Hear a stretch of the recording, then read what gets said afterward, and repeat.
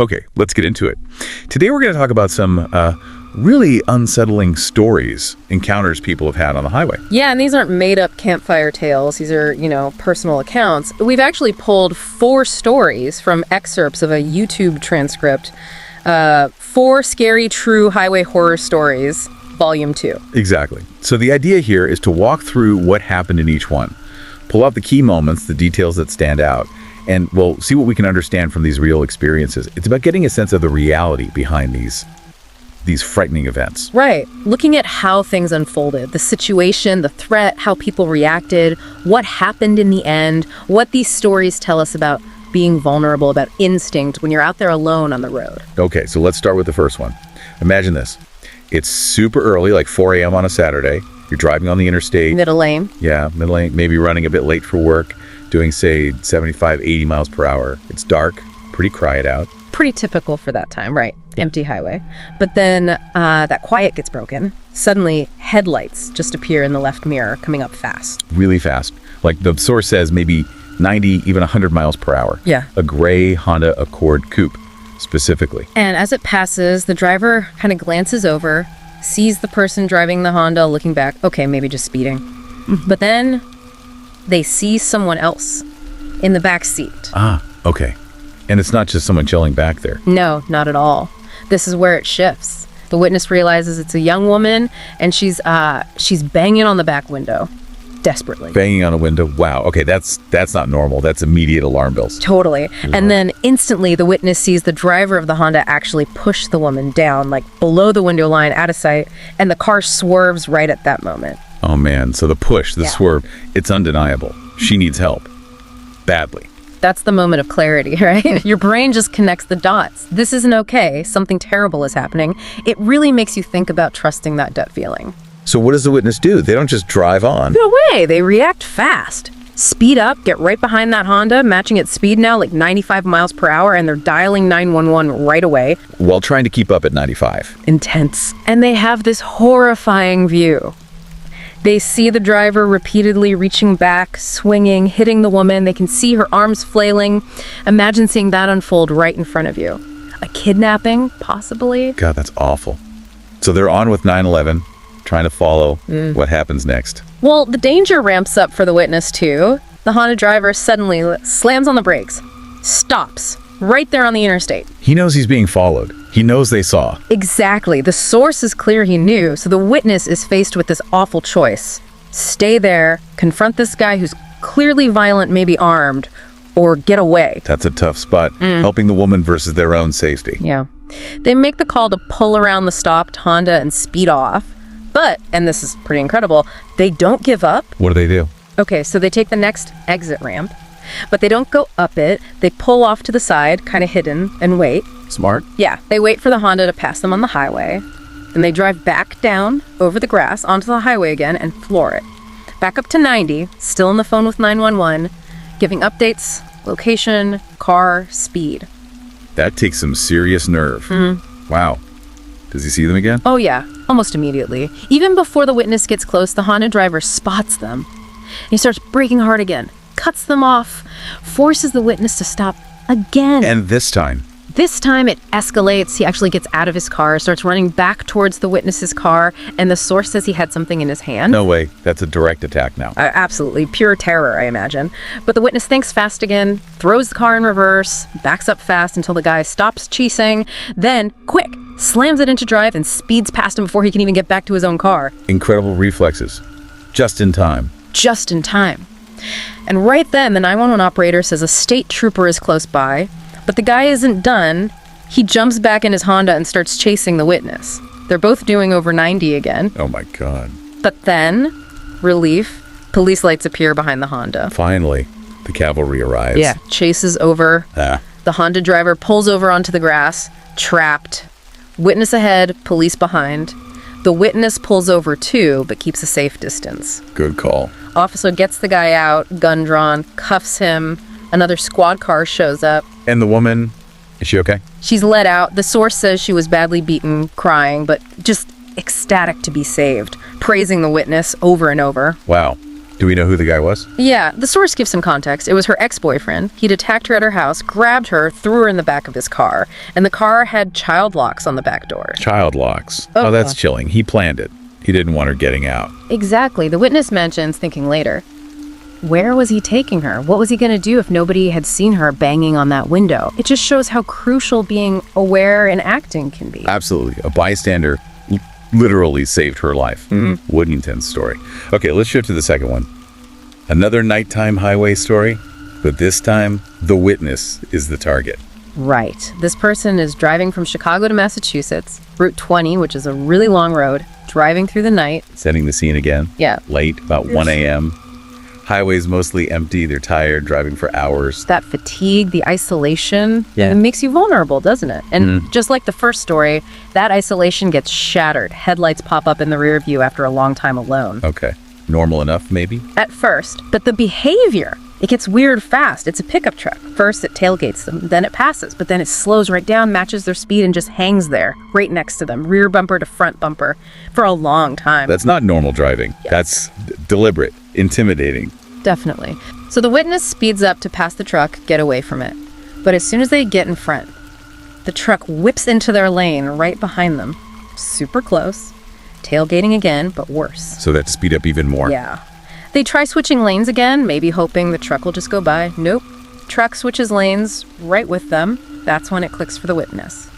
This isn't random aggression. It's not a cop. It's an old, kind of ratty-looking pickup, and they are being targeted. That's terrifying realization. What does the truck do next? Starts flashing its lights at them from behind, just flashing, flashing. The witness is scared, but smartly doesn't slow down. They actually speed up a little, maybe 5 or 10 mile per hour more, hoping, praying they'll see a cop or just any other cars. But nothing, just empty road ahead, maybe some lights on the other side of the highway. That feeling of being hunted. Awful. Does it escalate? Oh yeah. The truck makes another move, switches lanes again, floors it, passes them really aggressively, cuts sharply right in front of them, and slams on the brakes. Trying to make them crash or stop. Exactly. A clear attempt to force them off the road. The witness tries to swerve, but the truck blocks them. They have to stomp on their own brakes, lay on the horn. They're being boxed in.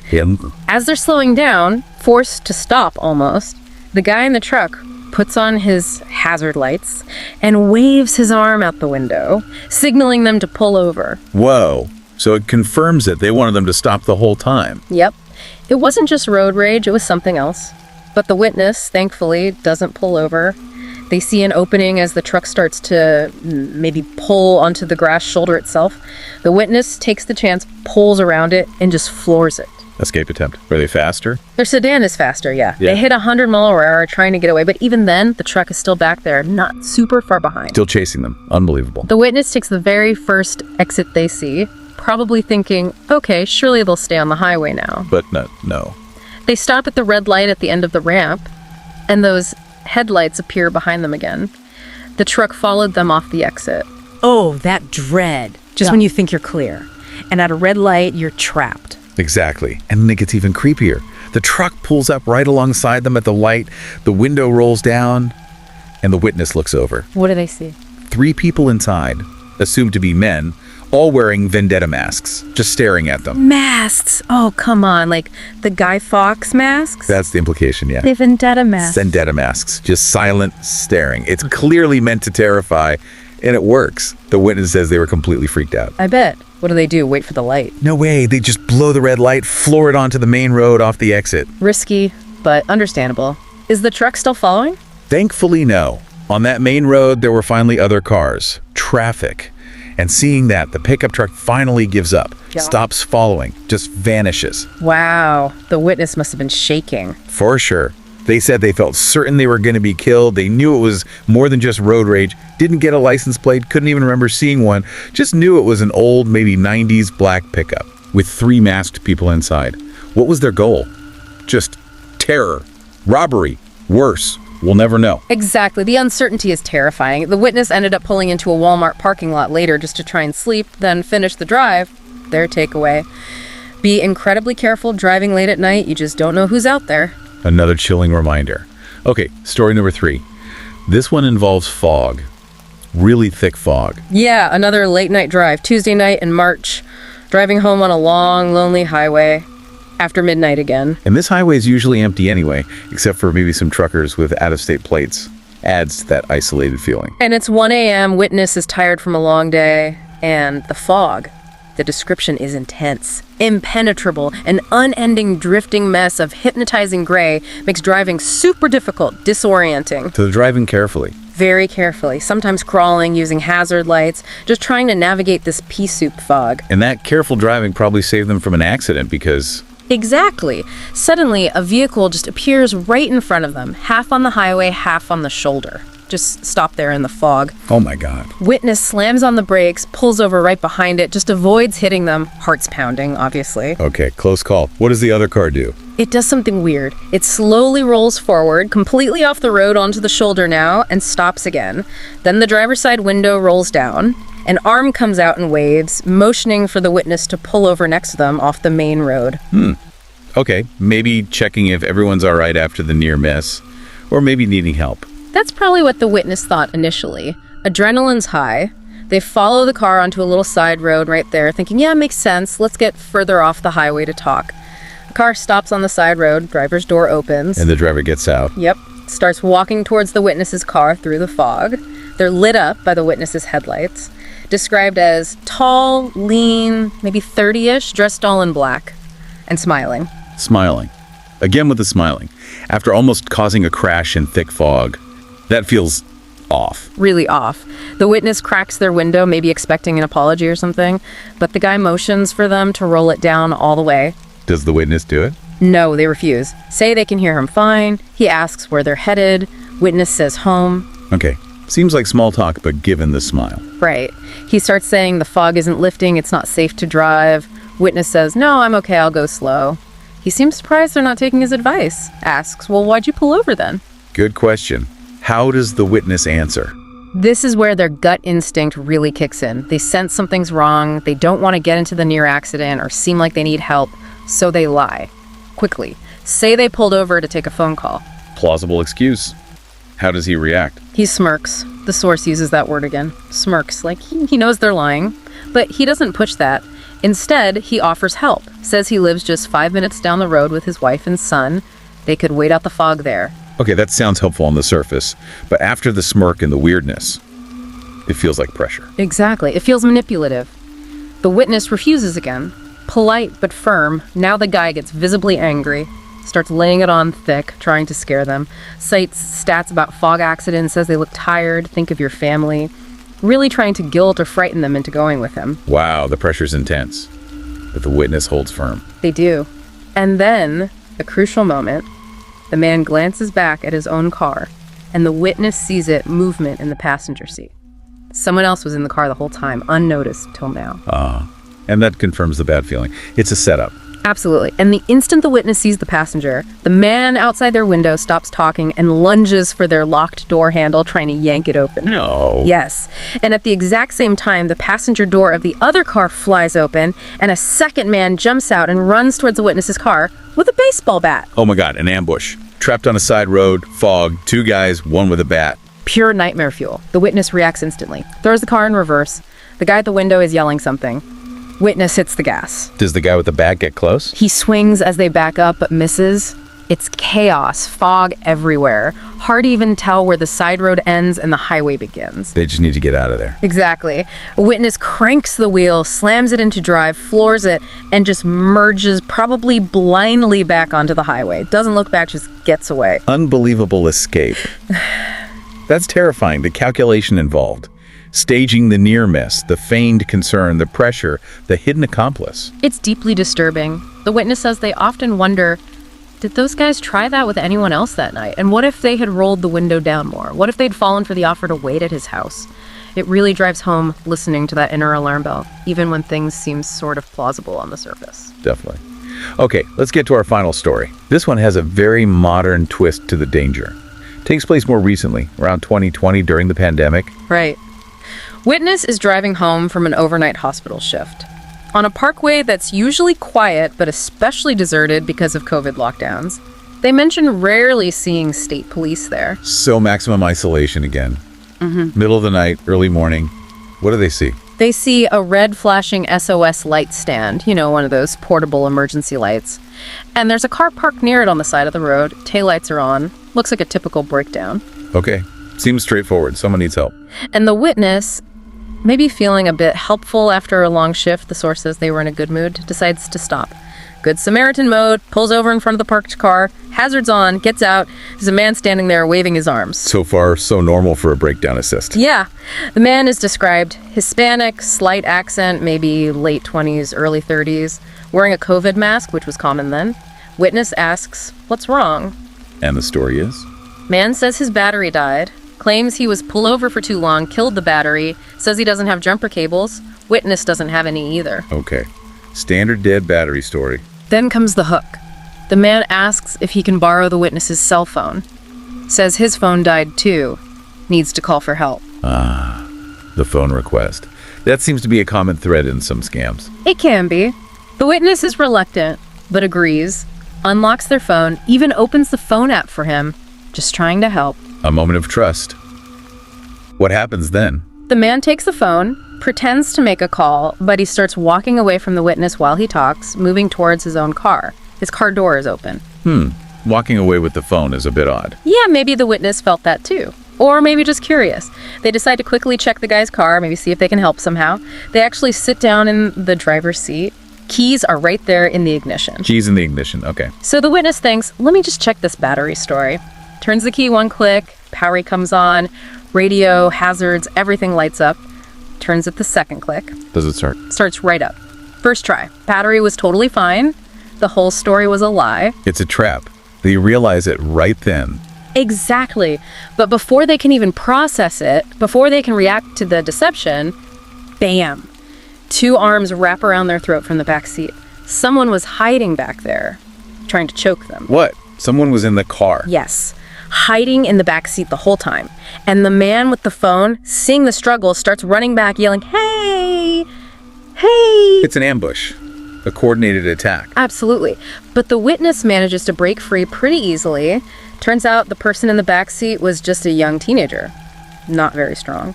The man with the phone is still running back, screaming. So fight or flight. Flight. Definitely flight. The witness says flight over fight. They bolt out of the guy's car, sprint back to their own, jump in, start it, and peel out of there as fast as possible. Smart move. Get away. But as they're speeding off, They hear a loud pop from behind them. a gunshot. A gunshot. Later, they check their car. There's a hole in the rear windshield, cracks spreading out from it.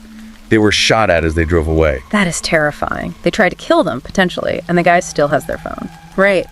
Can't even call 911 yet. They have to drive all the way home first, tell their parents what happened, then call 911 from the house phone, explain the whole setup, the fake breakdown, the guy hiding, the phone theft, getting shot at, and the huge worry, their phone is unlocked, has all their personal info on it. Oh man, the violation of that. What did the police say? Advise calling AT&T immediately. Try to track the last call made from the phone. But it's the middle of the night. AT&T customer service is closed until 7 a.m. That waiting must have been agony. Oh, sure. In the meantime, the witness uses Find My iPhone on their dad's phone, tries to remotely lock their stolen phone, hoping, praying they can do it before the thieves dig through it and find, their home address. Which is probably saved in maps, contacts everywhere. Exactly. So 7 a.m. rolls around, they call AT&T, and the news isn't good. First, AT&T confirms no actual calls were logged from the phone after the witness last used it. The guy never really called anyone, it was just part of the act. So the phone was just a tool to get access to what? To their digital accounts. The truly horrible news. Thousands of dollars in Bitcoin were drained from their Coinbase account, sent to an untrackable crypto wallet. Gone. Oh no. So the primary goal wasn't the car or even maybe the physical attack. It was digital theft. The whole elaborate, dangerous setup was to get access to an unlocked phone with crypto apps. That seems to be the main motive. Get the phone, quickly transfer the assets. The physical attack might have been secondary or just to facilitate the theft and escape. The phone's location stopped updating soon after, turned off or destroyed, never found. That's incredibly sophisticated and scary. But the story doesn't quite end there, does it? No. There's one final unsettling piece. About a week later, the witness wakes up because their parents heard noises, someone in the backyard. They check, but no one's found. But the implication. The fear is maybe it was the guy. Maybe he did find their address on the phone before they locked it. That lingering fear that they know where you live even after the main event is over, that's rough. Incredibly rough. The WID says it's been a couple of years now, seems like it's over, but they will never stop to help someone on a highway at night again. That experience completely changed their perspective. Understandably so. That combination of physical threat and significant financial loss, plus the lingering fear, it's a heavy burden. So, 4 stories. Witnessing and intervening in a violent crime, being relentlessly pursued and terrorized, being lured into an ambush by feigned concern, and falling for a roadside assistance trap that led to assault and major digital theft. It really shows a spectrum of dangers out there, doesn't it? It really does. And the common threads are striking. That isolation, especially at night, how danger can just appear out of nowhere when you least expect it. The need to make incredibly fast decisions under immense pressure. And, well, the lasting psychological impact is clear in all these accounts. It shows how easily a routine drive can turn into something terrifying. It definitely makes you think. Listening to these, how do you feel now about the idea of stopping to help someone on the roadside, particularly at night? Has anything like this, even something minor, ever happened to you that made you uneasy on the highway? These accounts really push you to consider trusting your gut, assessing things quickly before jumping in, recognizing the risks that just exist in those isolated spaces like highways after dark. What kind of precautions or instincts do these stories make you think about? It's a harsh reminder that not every stopped car is just someone needing a jump start. Well, thanks for joining us as we talk through these really intense and, frankly, frightening highway experiences from these sources. Yeah, it's a lot to take in. It leaves you with a thought, doesn't it? As we're all driving around, day or night, busy roads or empty ones, what kind of awareness do we need? How do we balance wanting to be helpful, basic human compassion, with ensuring our own safety when something unexpected happens? It's a tricky balance. Something to keep in mind for sure. Until next time, stay aware out there.